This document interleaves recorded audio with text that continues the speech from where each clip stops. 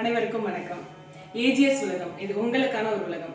இன்னைக்கு நம்ம சேனல்ல என்ன பார்க்க போறோம் அப்படின்னா, சந்தியாஸ் கிச்சனோட ஒரு சூப்பரான ரெசிபி பீட்ரூட் சால்னா. இதுதான் பார்க்க போறோம். என்னடா அது பீட்ரூட்ல சால்னாவா அப்படின்னு நீங்க எல்லாம் யோசிக்கலாம். ஆமாங்க, பீட்ரூட்ல வந்து இன்னைக்கு சால்னா பண்ண போறோம். நார்மலா பீட்ரூட் வந்து பாத்தீங்க அப்படின்னா எல்லாருக்கும் பிடிக்காது. முக்கியமா குழந்தைங்க வந்து பாத்தீங்கன்னா விரும்பி சாப்பிட மாட்டாங்க பீட்ரூட்டை. ஸோ அப்படி இருக்கும்போது இந்த ரெசிபி நீங்க பண்ணி கொடுத்து பாருங்க. கண்டிப்பா சொல்றேன், விரும்பி சாப்பிடுவாங்க. அதோட இல்லாம இந்த ரெசிபி வந்து பாத்தீங்கன்னா நீங்க இட்லிக்கு ரொம்ப நல்லா இருக்கும், தோசைக்கு நல்லா இருக்கும், நீங்க ரைஸ்க்கு சாப்பிடலாம், வேற எது கூட வச்சுனாலும் வந்து காம்பினேஷன் ரொம்ப சூப்பரா இருக்கும். வாங்க இப்ப வீடியோக்குள்ள போலாமா? ஸோ ஃபர்ஸ்ட் இதுக்கு தேவையான பொருளை நம்ம பார்த்துடலாம் என்னென்னு சொல்லிட்டு. ஆக்சுவலி இந்த சைஸ் ஒரு பீட்ரூட் வந்து பார்த்தீங்க அப்படின்னா நான் கட் பண்ணி வச்சுருக்கேன். அதே போல் இந்த அளவு ஒரு வெங்காயத்தை சின்ன சின்ன பீஸாக கட் பண்ணியிருக்கேன். 2 தக்காளி, மீடியம் சைஸ் தக்காளியை வந்து கட் பண்ணி வச்சுருக்கேன். அதுக்கப்புறம் வந்து பார்த்தீங்கன்னா இதுக்கு தேவையான மிளகாப்பொடி. இந்த மிளகாப்பொடி வந்து நான் வீட்லேயே பண்ண மிளகாப்பொடி. அதுக்கப்புறம் நான் வந்து செக்கு எண்ணெய் யூஸ் பண்ணுறேன், செக்கு கடலை எண்ணெய். இது வந்து சால்ட்டு, பிங்க் சால்ட்டு. அதுக்கப்புறம் பார்த்தீங்கன்னா இஞ்சி பூண்டு விழுது வச்சுருக்கேன். ஒரே ஒரு பச்சை மிளகா, ஒரு காஞ்ச மிளகா, பட்டை, ஏலக்காய், அண்ட் தென் இது வந்து நட்சத்திர சோம்பு, இலை, பிரியாணி இலை, கொஞ்சோண்டு சோம்பு வச்சுருக்கேன். ஒரு 2-3 லவங்கம் வச்சுருக்கேன். கொஞ்சோண்டு கரம் மசாலா, சீரகம், மஞ்சப்பொடி, கடுகு. இது வந்து பார்த்திங்கன்னா பெருங்காயம் கொஞ்சம் வச்சுருக்கேன், மல்லி இலை, அண்ட் தென் கருவேப்பிலை. இது எல்லாமே வந்து அரைக்கிறதுக்கு தேவையான பொருள் வச்சுருக்கேன். தேங்காய் சும்மா கொஞ்சம் பொட்டுக்கடலை, சோம்பு, கொஞ்சோண்டு பாப்பி சீட். இது எல்லாமே வந்து அரைக்கணும், அதுக்காக வச்சுருக்கேன் தனியாக. ஓகே, இப்போ நம்ம பார்க்கலாம் வாங்க. ஃபஸ்ட்டு இப்போ நான் வந்து குக்கரில் தான் பண்ணி காமிக்க போகிறேன். ஏன்னா இது டைம் சேவிங்காக நான் குக்கரில் பண்ணுறேன். ஃபஸ்ட்டு கேஸை பற்ற வச்சுக்கோங்க. க்ளீனான குக்கர் எடுத்து கேஸை வச்சுக்கோங்க. ஸோ நீங்கள் எந்த ரெசிபி பண்ணாலும் வந்து கடலை எண்ணெயில் பண்ணி பாருங்கள், ரொம்ப டேஸ்ட்டு சூப்பராக இருக்கும். முக்கியமாக கிரேவிஸ். ஸோ கொஞ்சம் வந்து குக்கர் காயட்டும், சூடாகட்டும். இப்போ இதில் வந்து ஒரு 4 டேபிள் ஸ்பூன் அளவுக்கு நான் ஆயில் போட்டுக்கிறேன்.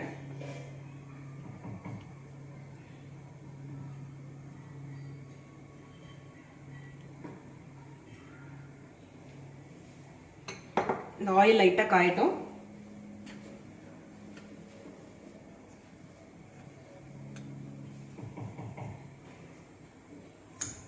ஆயில் காஞ்சதுக்கப்புறம் இதுக்கு தேவையான கடுகு போட்டுக்கோங்க.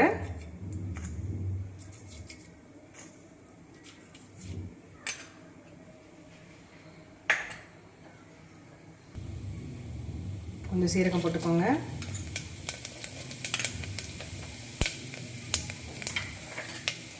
அப்புறம் பட்டை,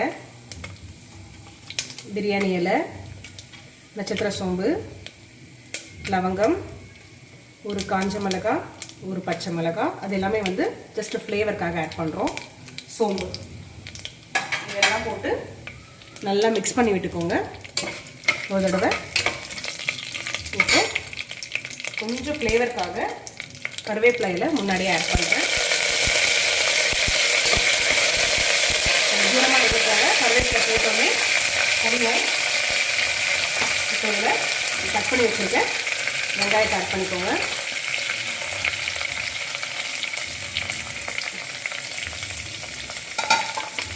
வெங்காயத்தை ஆட் பண்ணிட்டு நல்லா மிக்ஸ் பண்ணி விட்டுக்கோங்க.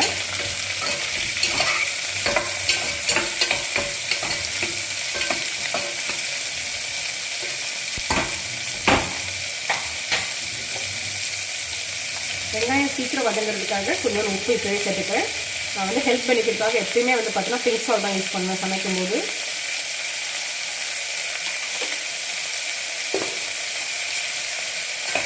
இன்னொரு தடவை நல்லா கலந்து விட்டுக்கோங்க. கொஞ்சம் வெங்காயம் வந்து லைட்டாக ப்ரௌன் கலரில் மாறணும்.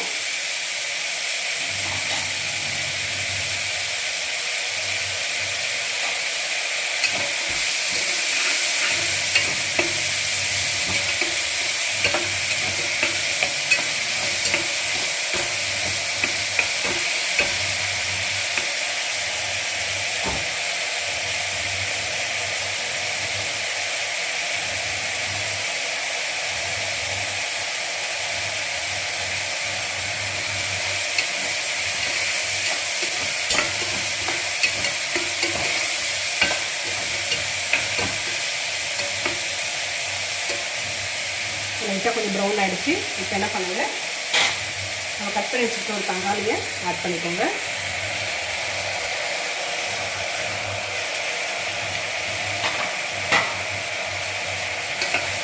தக்காளி நல்லா வதங்கணும். இப்போ நம்ம வெங்காயம்லாம் அழகாக வந்து பார்த்திங்கன்னா வெங்காயமும் தக்காளியும் நல்லா வதங்கி சுருண்டு வந்துருச்சு. இந்த டைமில் நம்ம கட் பண்ணி வச்சுருக்கோம் இல்லைங்களா, அந்த பீட்ரூட்டை ஆட் பண்ணிக்கோங்க.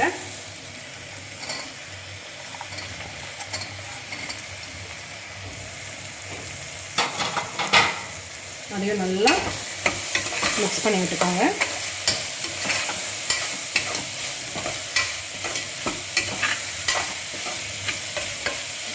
இதில் நம்ம இஞ்சி பூண்டு வச்சுருக்கோம் இல்லைங்களா, அதை வந்து கொஞ்சோண்டு போட்டுக்கோங்க. போட்டுட்டு நல்லா மிக்ஸ் பண்ணி விட்டுக்கோங்க. இஞ்சி பூண்டு வந்து அந்த கருத்துறக்கூடாது, அந்த ஃப்ளேவர் அப்படியே இருக்கணும் சால்னால. அதனால் நான் பீட்ரூட் ஆட் பண்ணதுக்கப்புறம் ஆட் பண்ணுறேன்.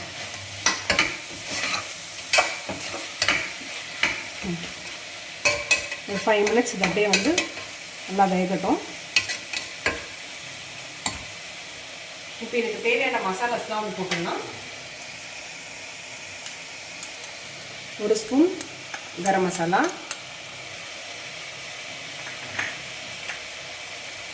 1/2 ஸ்பூன் மஞ்சள் பொடி போட்டுக்கோங்க. அப்புறம் இதுக்கு தேவையான மிளகாத்தூள். ஏற்கனவே நான் வந்து பச்சை மிளகாய் ஒன்றும் காஞ்ச மிளகாய் ஒன்றும் போட்டிருக்கேன். அதனால் உங்களுக்கு தேவைப்பட்ட அளவுக்கு காரப்பொடி சேர்த்துக்கோங்க.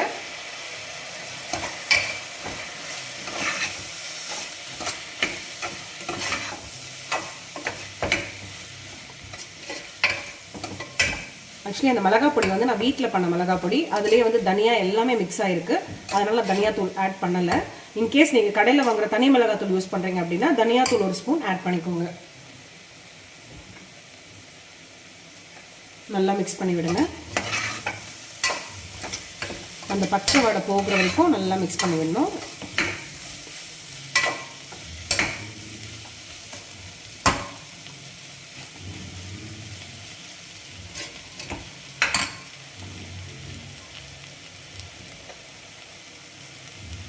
இப்போ இந்த சமயத்தில் என்ன பண்ணுறீங்க, இந்த பீட்ரூட் வந்து முங்குற அளவுக்கு தண்ணி சேர்த்துக்கோங்க.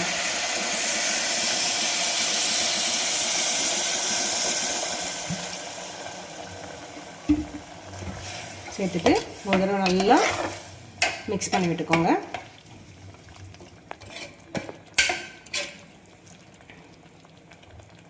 இது அப்படியே நல்லா கொதிக்கிட்டோம். அதுக்குள்ளே நம்ம அரைக்கிறதுக்கு வச்சுருக்கோம் இல்லையா, அந்த ஐட்டம்ஸ் எல்லாம் அரைச்சி கொண்டு வந்துடலாம். ஒரு மிக்ஸி ஜார் எடுத்துக்கோங்க.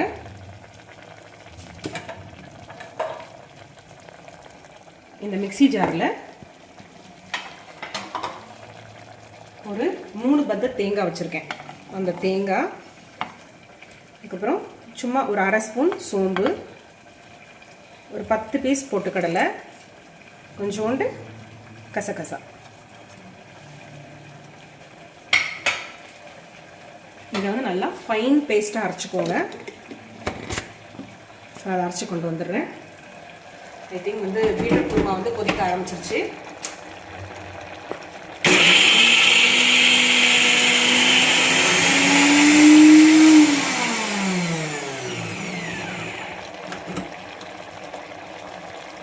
எப்பயுமே தேங்காய் அரைக்கிறதுலேயும் வந்து ட்ரிக்ஸ் இருக்குது. அதாவது நீங்கள் தேங்காய் வந்து எப்பயுமே ஒரு குருமா இல்லை சால்னா அது மாதிரிலாம் பண்ணும்போது நல்லா தேங்காய் வந்து மழியே இருக்கணும். அதுக்கு நீங்கள் வந்து ஒரேடியாக தண்ணி ஊற்றி அரைக்கக்கூடாது. லைட்டாக தண்ணி போட்டு போட்டு அரைச்சிட்டே இருக்கணும்.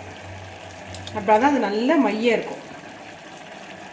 இல்லைன்னா அங்கங்கே திப்பி திப்பியாக தேங்காய் வந்து கடிப்படும்.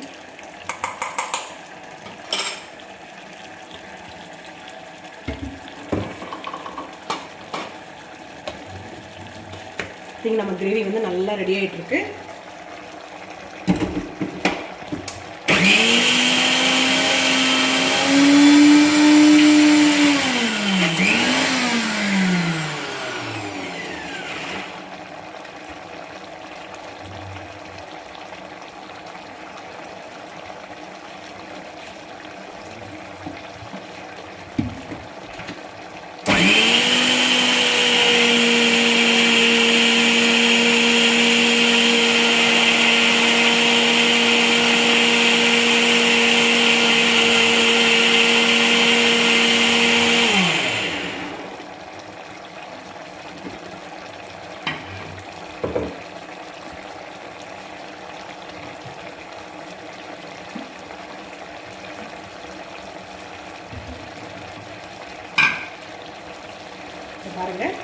தேங்காய் வந்து நல்லா ஒரு பேஸ்ட் மாதிரி நான் அரைச்சிருக்கேன்.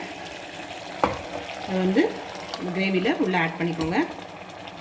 ஆட் பண்ணிவிட்டு அதோட நல்லா மிக்ஸ் பண்ணி விட்டுக்கோங்க. பார்க்குறதுக்கு எவ்வளோ சூப்பராக கலர்ஃபுல்லாக இருக்குது பாருங்கள். ஸோ ஃபர்ஸ்ட் வந்து நம்ம பார்த்திங்கன்னா வெங்காயம் வதங்கிறதுக்கு தான் போட்டோம் இல்லையா உப்பு. இப்போது இந்த கிரேவிக்கு தேவையான உப்பை வந்து ஆட் பண்ணிக்கோங்க. ஸோ இந்த கிரேவி வந்து நீங்கள் இப்படியே எனக்கு திக்காக வேணும் மேம், ரைஸுக்கு போட்டு சாப்பிட போகிறேன் அப்படின்னா இந்த கன்சிஸ்டன்சிலேயே நீங்கள் வந்து ப்ரெஷர் போட்டு ஒரு 3 விசில் விட்டு எடுத்துடலாம். இன்றைக்கி வந்து நான் வந்து சப்பாத்திக்கு பரோட்டாக்கு சாப்பிட போகிறேன். அதனால் வந்து நான் சால்னா டைப்பில் பண்ணுறேன். அதனால் தண்ணி ஆட் பண்ணிக்கிறேன்.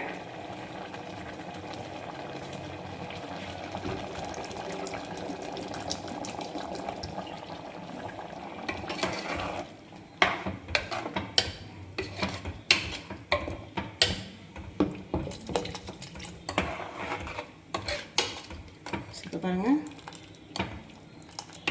ஸோ இது வந்து எனக்கு சூப்பராக வந்துட்டுருக்கு.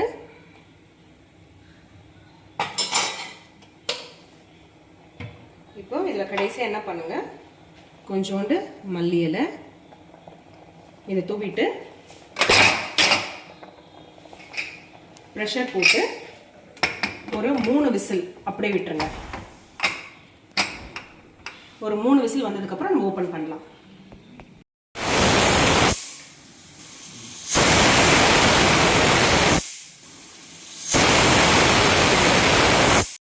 இப்போ கரெக்டாக 3 விசில் வந்துருச்சு. இப்போ நம்ம என்ன பண்ணலாம், கேஸ் ஆஃப் பண்ணி விட்டுடலாம். இந்த ப்ரெஷரில் அப்படியே இருக்கட்டும் ஒரு 10 மினிட்ஸ். இந்த ப்ரெஷர் அடங்குற வரைக்கும் வந்து பார்த்தீங்கன்னா அப்படியே ஒரு 10 மினிட்ஸ் விட்டு வைங்க. ஸோ அதுக்கப்புறம் நம்ம ஓப்பன் பண்ணி பார்க்கலாம். சால்னா ரெடியாக இருக்கும்.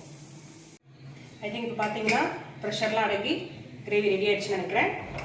கிரேவி ஓப்பன் பண்ணி பார்த்துடலாமா?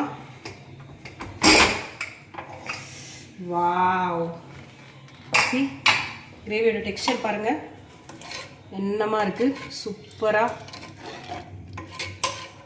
பாருங்கள் எப்படி வந்திருக்குன்னு கிரேவி. ஓகே, இப்போ நம்ம என்ன பண்ணலாம், இதை ஹாட்டாக சர்வ் பண்ணிடலாம்.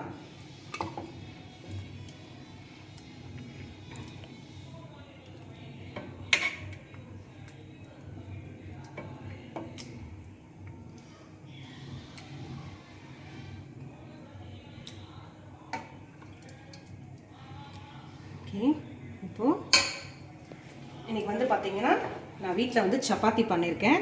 இந்த சப்பாத்திக்காக தான் இந்த கிரேவி பண்ணியிருக்கேன். ஸோ லைட்டாக கொஞ்சம் டாப்பிங் பண்ணிவிட்டு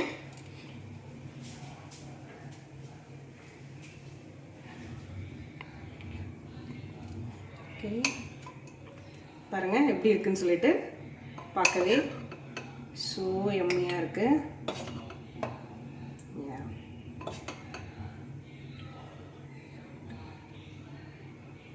நம்ம இதில் சாப்பிட்டு பார்த்துடலாமா எப்படி இருக்குன்னு சொல்லிட்டு.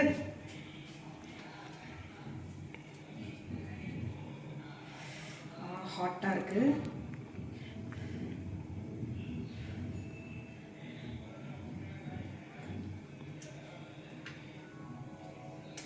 சூப்பராக இருக்குது. நிஜமாவே வந்து சிக்கன் குழம்பு சாப்பிட்ற அந்த ஒரு ஃபீல் இருக்குது எனக்கு ஆக்சுவலி புரட்டாசி மாதத்தில். ஸோ நீங்கள் எல்லாருமே வீட்டை ட்ரை பண்ணி பாருங்கள், கண்டிப்பாக உங்களுக்கும் பிடிக்கும். ஸோ 5 3 அடுக்காக இருந்தால் அறியா பெண்ணும் கரியாய் சமைப்பார். நன்றி, வணக்கம்.